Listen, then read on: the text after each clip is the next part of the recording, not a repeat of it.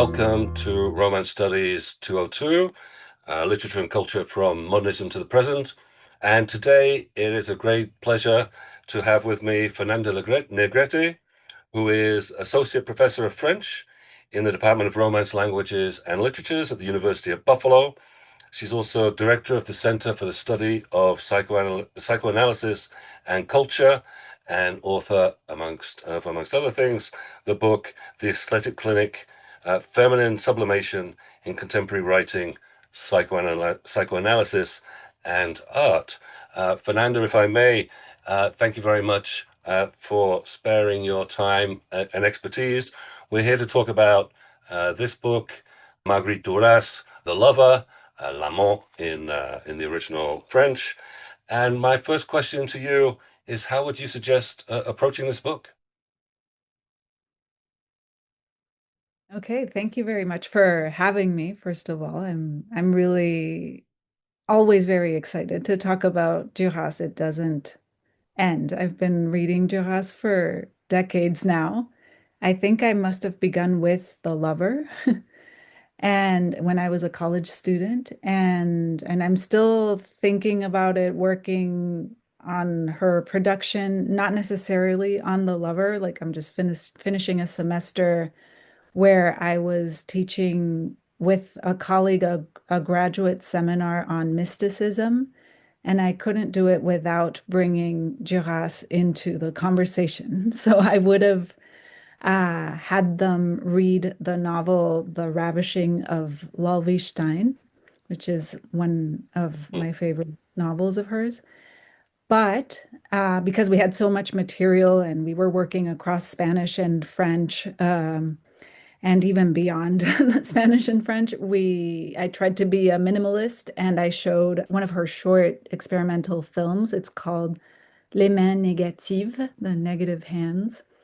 And yeah, so she's just as wonderful and always talking about love um, and eroticism in everything that she does. So anyway, so how would I approach The Lover, which is probably the last thing that I have worked hard on writing about with Duras? It is a novel that comes in after a long period of not writing novels. That's something I always like to say in order to or to have people think about, because she's a multimedia artist in a way, or a like a writer not only in one genre and not only in one medium. So she had spent a decade making films, and then she had just come back into writing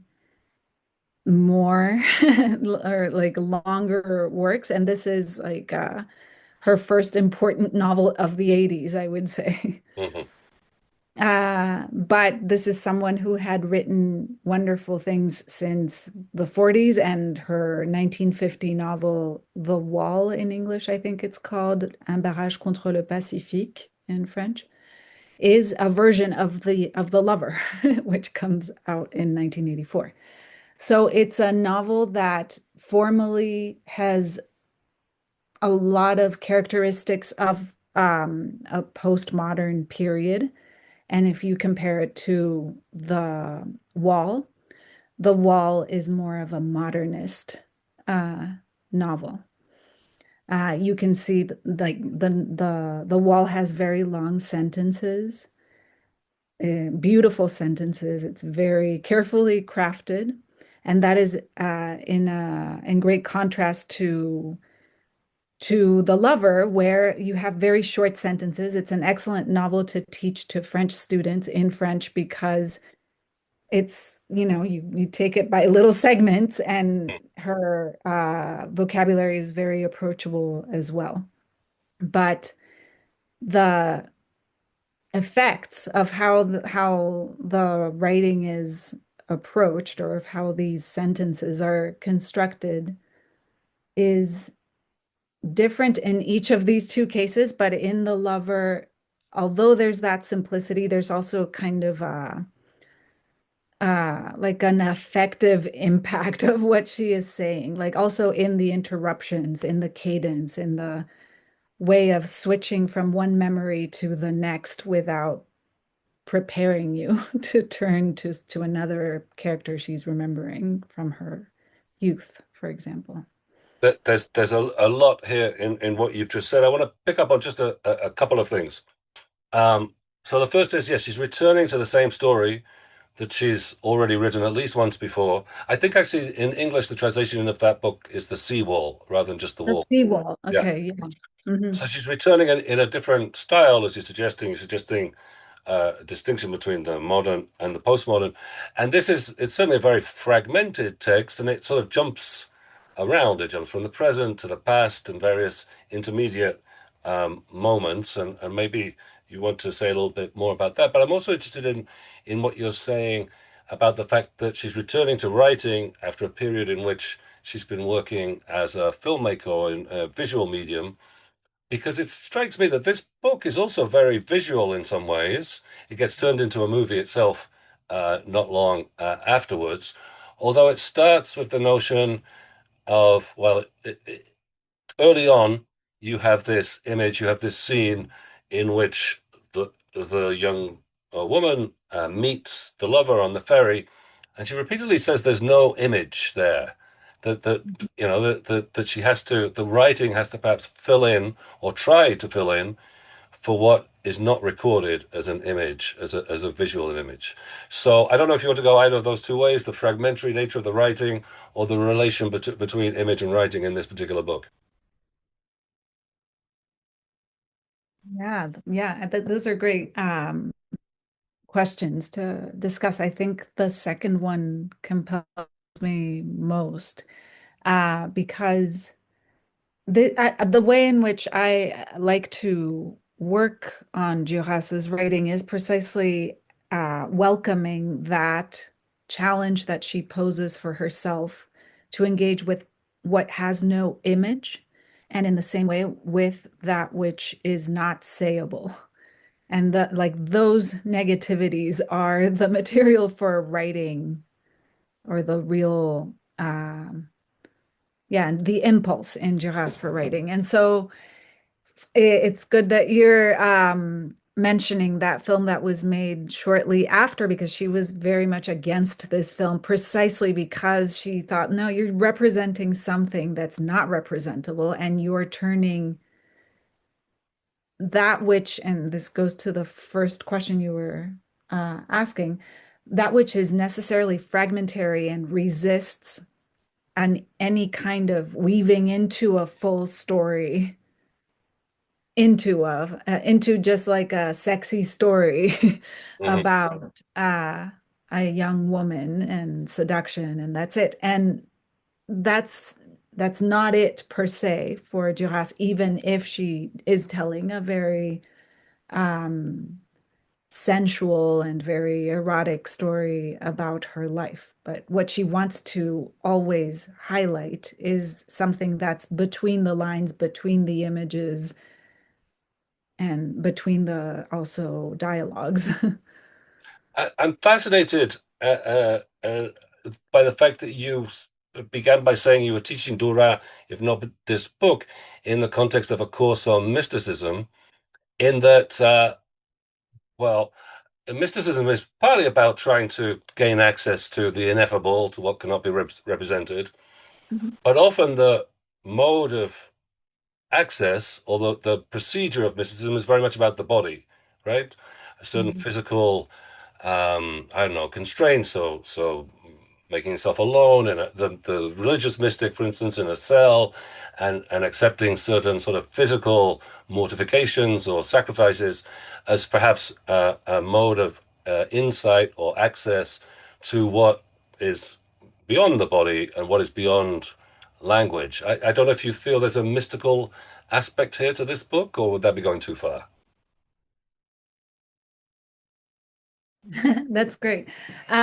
Yeah, no, it's yeah, the mystics, yeah, are often very much into asceticism, but one way in which we could think about that inclination here, even though I don't know, I haven't thought about whether this would be a mystical writing or not. But but the point that could that they have in common is that she's focused on um, an experience that goes beyond limits and an experience that is very bodily and it goes beyond pleasure. So maybe in psychoanalysis, the work of Lacan really highlighted this word in French that is used commonly, jouissance. And she Mhm. is all about, like, the word jouissance appears in The Lover many times in the French version. And jouissance, I guess, and I haven't read The Lover, I've read L'Amant, Yeah. and I've read El Amante. That's where I started, Wow. actually. So, but I don't remember exactly what words were used in that one. But in L'Amant, there's jouissance. It could be something like pleasure, but it's a pleasure that's very intense, very extreme, and on the verge of pain. And the way in which she's describing it, it's also almost violent sometimes, or she even says, like, I was going every night. I was just looking at that, leafing through the novel today before we got together. Uh, I was preparing to meet this man every night and continue deepening my knowledge of God. That's what she calls Hmm. this affair that she's having with this man. So there is something there, whether or not you isolate yourself or you isolate yourself with someone. In this case, this is what the character is doing. It's certainly not a conventional love story. In many ways, and I think one thing we need to get to is, of course, she's very aware, makes us aware of the different power dynamics that are at stake or at play here, of race as well as gender, colonizer and colonized. And of course, what perhaps the era of Me Too may jump out particularly is this age disparity. The protagonist of the book, and we might talk about the autofictional or the extent to which this is also a true story, but the protagonist of the book is is a adolescent, is 15 and a half, we're told, and the lover, the Chinese lover, is at least a decade older than her, I think 27, 28, or something like that. So, and what kind of relationship is this? Is this a relationship of exploitation? Is this an unequal relationship? What would you say about that? Yeah, no, that when we think about it in the contemporary terms that we have most available to try to read um, relationships and um, sexual situations, it is like completely outside of the margins, of course. It's also probably something that has been very common for a long time in history in many places. So I would say that there are a number of power dynamics. So yes, there is the age difference, there's the class difference. This is a rich man, a rich Chinese man with a lot of material power, Hmm. engaging with an adolescent, as you're saying, who is in a very precarious situation with her mother and brothers. And this is also, and also she's a French woman in colonial Indochina at the time. Uh, and so there is also the racial difference and a racialization of the Chinese man that is in the novel. And so, yeah, like there are all of these complicated points there.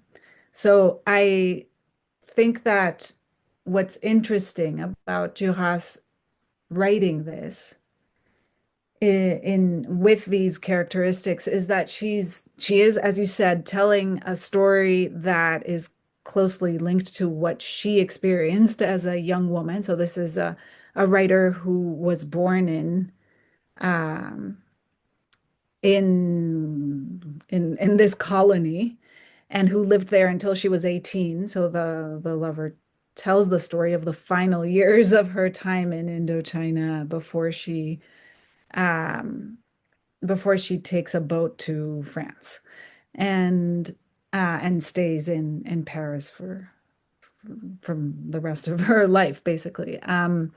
But so she is telling a story of something that happened to her. So it has that kind of dimension of an experience she couldn't talk about at the moment, Hmm. and that she is later constructing into her writing. And she has always insisted on how that experience is what made her want to write Hmm. as well. She incorporates that into her versions of this story that she then knew she would be a writer. Um, but it's very interesting and different from how we write about these intimate experiences that are unspeakable and that have to do with a lot of structural power and oppression. Hmm. She does it in a way that still wants to open up a space for the us a desiring subject Hmm. living through these things. So she doesn't have the vocabulary that we have of the critical vocabulary for sexism, for misogyny, for racism, etc., in the same way. But she does want to resist only thinking about things as if we were just placed according to categories such as those. She was a feminist, and she had great conversations with feminists in the 70s and later. But she, yeah, here she's just trying to get access or to trying to get access and transmit her access to something she lived through that without anybody being a victim or like the dominant party in a situation. It's kind of remarkable in that way, I think.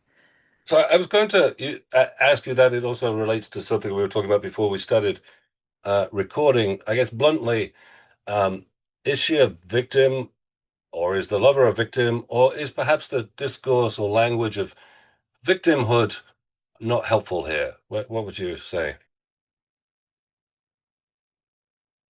I would say she steps aside from the language of victimhood, and it's you could really see her as she tells a lot of stories, not only the story of how this man picked her up, basically, uh, but and in all of these stories, you can see that there were um, so, for example, the whole colonial situation was problematic. The reason she was in a very precarious position is that her parents were uh, kind of sold some land that was not usable in order to have rice crops. And because the Pacific Ocean was always washing, like getting this salty, nothing could grow there. And that, therefore they were just like stuck and they had nothing. And then, so she's very aware. So Duras is also someone who was involved with the Communist Party, then rejected by the Communist Party, but like she had a political consciousness in on many levels, but as she marks these injustices and is aware of social justice and the injustice also of being a girl in a world that's very um, male oriented, she wants to show that there was a subject. I wish I could say Um, I would like to try to convey how that is present, but I think there's nothing like reading her own words on it. But yeah, so she steps aside from the victim narrative and all narrative in a way. And yet she is feels compelled to tell this story or to tell the story again. Again, this is something we talked briefly about earlier. This is not the first time that she tells this story. Um, this is not the first attempt to put this into words. There is, I don't know, am I going too far? A compulsion to repeat? Would that be? I'm, sort of indicating as part of the narrative or the part of the vocabulary of psychoanalysis. Do you think Mhm. that's helpful as a way to understand what's going on here? Yes, there is, I would say there is a compulsion to repeat. And that's not um, pathological. It's not a problem. It's not only, I wouldn't even, um, it's not something that she's repeating in order to resolve it Hmm. necessarily. It's just that each time it's a fresh repetition. So, so each time that she repeats, she is repeating around something that can't be represented. That's why that is repeated, as in a traumatic element, kind of guiding it and calling for it. But it's not in order for that to go away. Instead, it's to see what can be created around that gap in language and signification. So that's why each repetition can be so new. And she's even showing that it's a story that precedes her own individuality. So this isn't only like a self-centered, self-obsessed um, person who can't get over herself and over her own life. And no, instead, she really gets to the heart of something that can be shared and that is human. So a way to see that, or that I've been interested in seeing that before, is by noticing how she is also repeating the story of Bérénice that Jean Racine wrote, a tragedy. So it's the same, it's a tragedy that in the 17th century was telling the story of a Jewish queen from the destruction of the Second Temple, so from the Roman Empire. So she's showing how this is a trans-historical and like unending story and transcultural story as well.